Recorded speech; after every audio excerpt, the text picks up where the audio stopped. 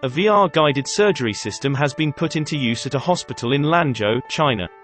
Wearing holographic goggles, a surgeon can see a 3D graphic of the human body, which can help pinpoint precise locations of diseases or abnormalities.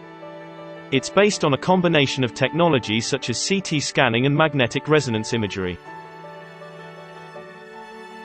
通过外科大夫手术中配合全息眼镜，我们可以迅速地找着病变，在找着病变的同时，可以精确地打击这个病灶。对病人来说的话，减少创伤，减少治疗费用。Smart robots are also providing help for nurses and surgeons. 又有老师召唤我，我要去执行任务，送福送健康。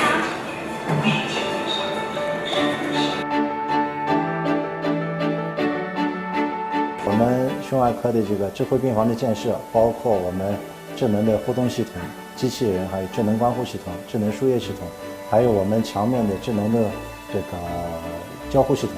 我们希望达到可以叫病人能够愉快的康复，同时在这个整个治疗过程中，我们把这个智慧的元素融合在内的话，可以大大的提高加速康复的这个速度。